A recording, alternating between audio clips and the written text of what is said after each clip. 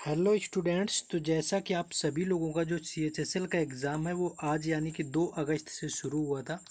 और तो जैसा पता है कि फोर्थ शिफ्ट समाप्त हो गया, क्वेश्चन ऑलमोस्ट नहीं मिल पा रहे हैं।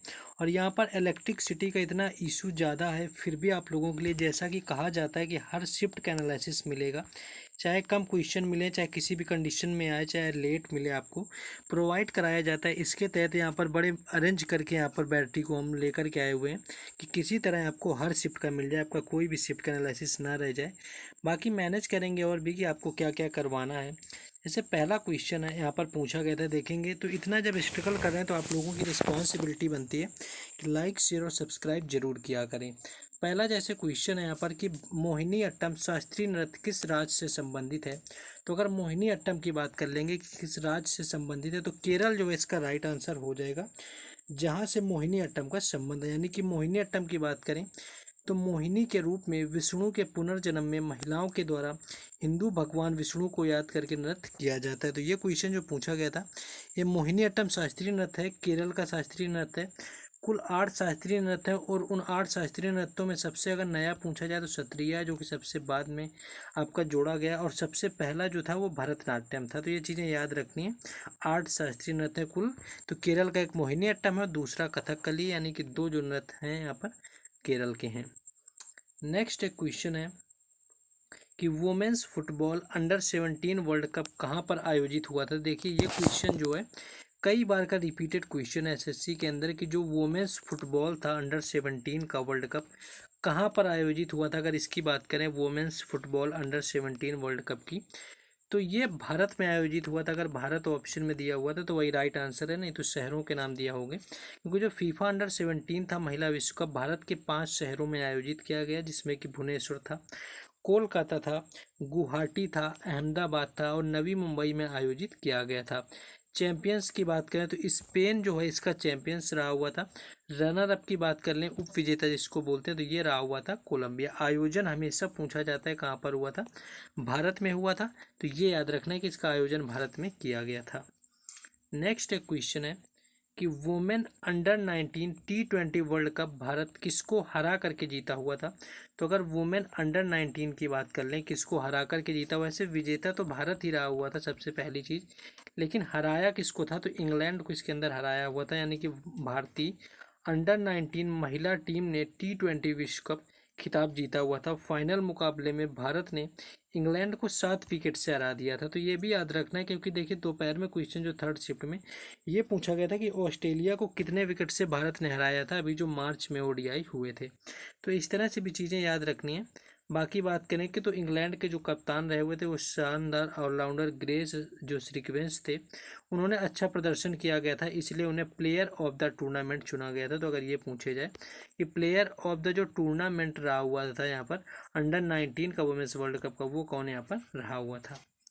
नेक्स्ट क्वेश्चन एक पूछा गया था, लेकिन आप लोगों को अगर PDF चाहिए इन सारे क्वेश्चंस की, तो टेलीग्राम चैनल और व्हाट्सएप ग्रुप दोनों के लिंक जो है डिस्क्रिप्शन में दे दिए गए, तो वहाँ से जुड़ जाइए। वहाँ पर आपको दे दिए जाएंगे, डिस्क्रिप्शन में लिंक वगैरह है, तो वहाँ से जुड़ के आप प्राप्त कर सकते हैं।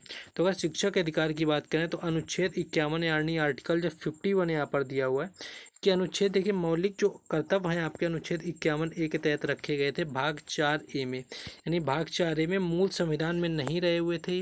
1976 में जब 42वां संविधान संशोधन होता है, तब सरदार स्वर्ण सिंह समिति के अनुशंसा पर मौलिक कर्तव्यों को जोड़ा गया था। तब कुल 10 मौलिक कर्तव्य संविधान में जोड़े गए थे, लेकिन 11वां मौलिक कर्तव्य जो था 86वें संविधान संशोधन अधिनियम आता है 2002 में, जिसमें कि शिक्षा के अधिकार को मौलिक अधिकार के रूप में यानी कि मौलिक कर्तव्य के तहत जोड़ा गया था। पेरेंट्स का मौलिक कर्तव्य था। अनुच्छेद 51A के तहत जो है शिक्षा का अधिकार रखा गया था। तो ये क्वेश्चन जो है यहाँ पर याद रखना है। अगर बात करें तो यह अधिनियम जैसा कि बताया 21A में डाला गया, जिसमें क्या है कि शिक्षा के अधिकार को 6 से 14 वर्ष के बीच के बच्चों के लिए मौलिक अधिकार यहाँ पर बना दिया गया है। और जो 11 कुल मौलिक कर्तव्य होते हैं उनमें से संविधान का पालन करना, उसके आदर्शों का पालन करना, राष्ट्रीय ध्वज राष्ट्रीय गान का पालन करना, स्वतंत्रता के लिए राष्ट्रीय संघर्ष को प्रेरित करना। तो ये कुछ 11 मौलिक कर्तव्य हैं। कई बार क्वेश्चन ये पूछा जाता है कि इनमें से क्या है जो मौलिक कर्तव्य के अंतर्गत नहीं आता है। तो ऐसा भी क्वेश्चन कई बार देखने को मिला है। तो देख लेना है कि इसमें जैसे कि देश की रक्षा करना, ये सारे होते हैं, देश की समग्र संस्कृति, तो ये सारे मौलिक कर्तव्य के अंतर्गत आते हैं। तो इनमें से अगर कभी पूछ लिया जाए कि कौन सा इनमें नहीं है तो वो ध्यान रखना है। नेक्स्ट क्वेश्चन है कि निम्नलिखित में से किसे पंचम दा के नाम से जाना जाता है। मोस्ट रिपीटेड क्वेश्चन एसएससी का 3 से 4 बार मैंने पर्सनली देखा हुआ है कि पंचम दा वाला क्वेश्चन यहाँ पर पूछा जाता है कि किसको कहा जाता है। तो जिसको राहुल देव बर्मन यहाँ पर राइट आंसर हो जाएगा, जिन्हें कि बहुत सारे लोग आर.डी. बर्मन के नाम से जरूर सुना होगा। तो जो आर.डी. बर्मन है यानी कि राहुल देव बर्मन, उन्हें पंचम दा के नाम से जाना जाता है। तो ये क्वेश्चन यहाँ पर पूछा गया था।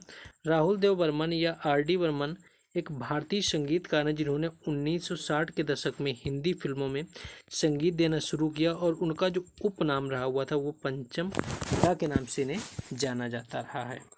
नेक्स्ट क्वेश्चन एक मैच करने के लिए आया हुआ था कि फेस्टिवल वहाँ पर दिए हुए थे, फेस्टिवल मैच करने के लिए दिए हुए थे।